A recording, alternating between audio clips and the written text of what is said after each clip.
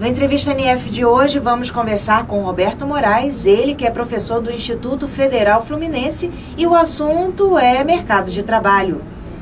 Roberto, preparar para o mercado de trabalho, esta é a finalidade do Instituto, né? Então fale um pouco dessa relação do IFE com o mercado de trabalho. Na verdade, uma instituição de ensino, mesmo que seja ligado à parte tecnológica e de formação profissional, mais do que preparar pessoas para o mundo do trabalho, né, já no nível médio, né, que é vamos dizer, a principal função do Instituto, a gente tem a ideia de ajudar na construção de um trabalhador cidadão, né, que reconheça a sociedade, os conflitos que existem nela e que ele possa, mais do que se inserir numa empresa e sobreviver do trabalho, ele possa também intervir para que o dia de amanhã seja melhor do que hoje e hoje melhor que ontem, né? Então, nesse sentido, essa formação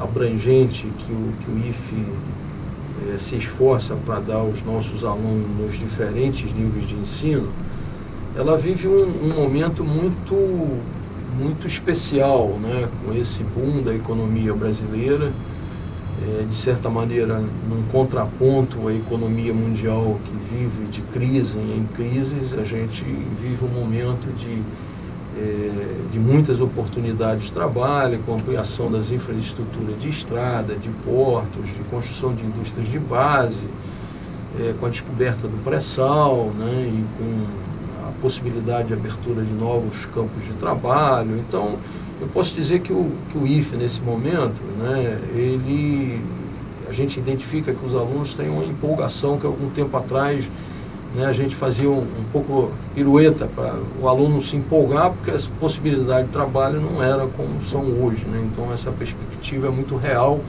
especialmente com o aluno do curso técnico, né? Eu já tenho identificado há alguns anos uma procura relativamente grande de pessoas com graduação e com pós-graduação que voltam para fazer curso técnico, né? Esse percentual em algumas turmas chega a 30%, 40%, conforme a habilitação, né? As pessoas estão identificando que a base da pirâmide do mundo do trabalho, ela é uma porta muito mais aberta, muito mais larga do que a das pessoas que são graduadas. E elas identificam que após ingressar nessa pirâmide é mais fácil por dentro ela percorrer um caminho e ascender na carreira e aí sim utilizar a sua formação de nível superior e uma pós-graduação. Isso, se por um lado dificulta as pessoas que têm só ensino médio concorrer com elas no processo seletivo, por outro cria uma ambiência que é muito rica, porque você tem pessoas mais experientes, mais vividas, conhecendo o mundo do trabalho, interagindo com pessoas que só viveram na escola, basicamente, né? E quando a instituição de ensino, os cursos, o corpo docente está mais atenta a isso, ela estimula uma mistura que tende a ser muito positiva, de pessoas que têm mais tempo, que só estudam, tendem a ter uma base teórica mais forte, com aquelas que já vivem ou viveram o mundo do trabalho, e que essa troca acaba contribuindo para uma formação de melhor qualidade. Existe alguma garantia de emprego ou mesmo estágio para os alunos do IFE ao finalizarem os cursos? E existe algum tipo de parceria com as empresas? E como que isso funciona? Olha, existem essas parcerias cada vez mais, as empresas procuram um instituto para que os alunos, ainda durante a formação, possam estagiar nas empresas. O estágio no IFE, desde que houve uma mudança curricular, ele deixou de ser obrigatório. Então, o estágio hoje é uma opção, o aluno faz se ele quiser, se ele não quiser, ele não precisa fazer. Quer dizer, não é exigência, ele pode ser técnico sem ser estagiário, como ele pode também fazer o estágio durante ou após o curso. É uma opção do aluno hoje. Algumas empresas reclamam disso, né? Acham que o estágio deveria ser obrigatório.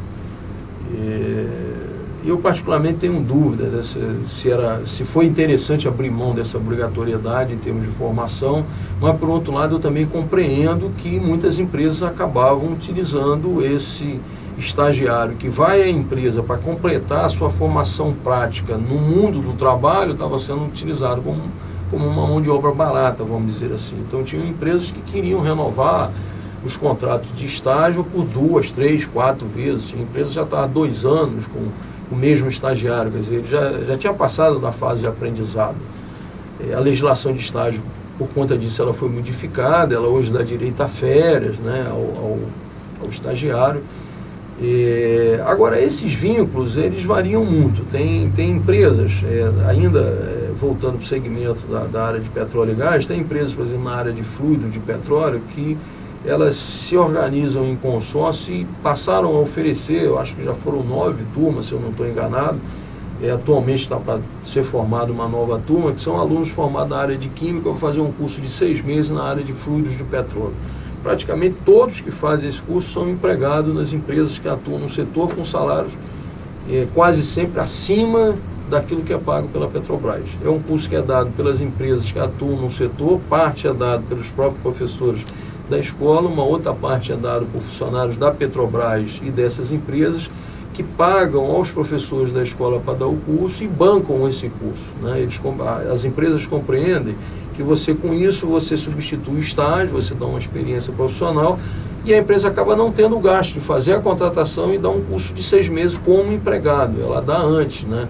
A disputa entre essas empresas que se consorciam, ela chega a ser tão grande que muitas vezes ela compra o passe do aluno durante o curso. Isso foi motivo até de uma certa desavença entre as empresas lá no período, porque tinha aluno que estava recebendo R$800 para, quando terminasse o curso, ele ir para aquela empresa e não para outra, só para estudar, né? Como os investimentos que estão vindo para a nossa região, como Porto do Açu e o complexo logístico Farol Barra do Furado, vão impactar no mercado de trabalho local? O complexo Barra do Furado chama complexo porque ele tem 2 atividades ali básicas. Uma é de logística portuária, é um porto, e outra é porque tem um estaleiro.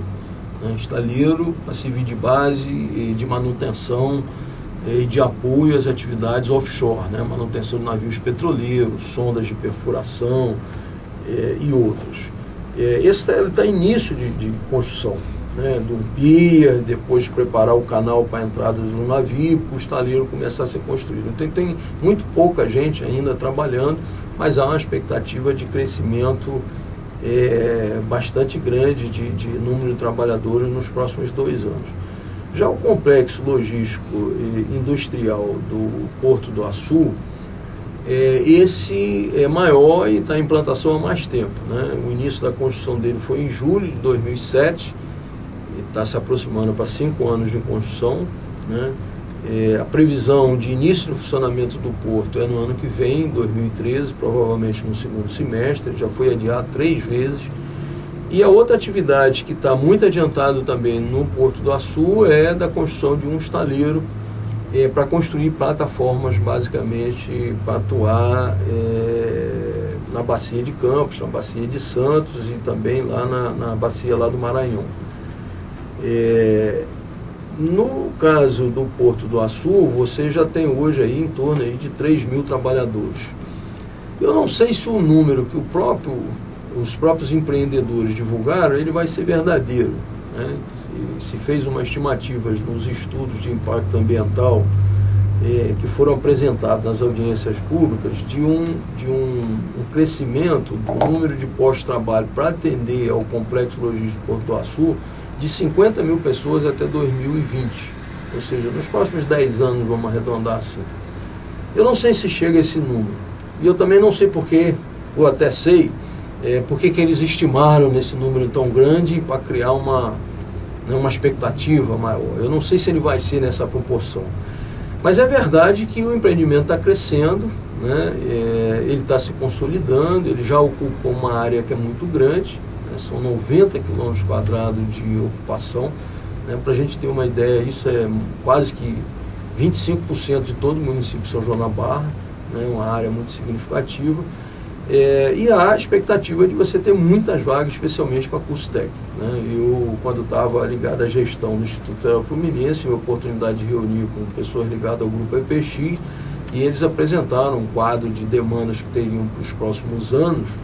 E, como eu falei para você, a base maior é para a formação técnica, né? Então, você tem uma expectativa aí de mais ou menos desses 50 mil, aí, em torno de 7 a 10 mil técnicos trabalhando.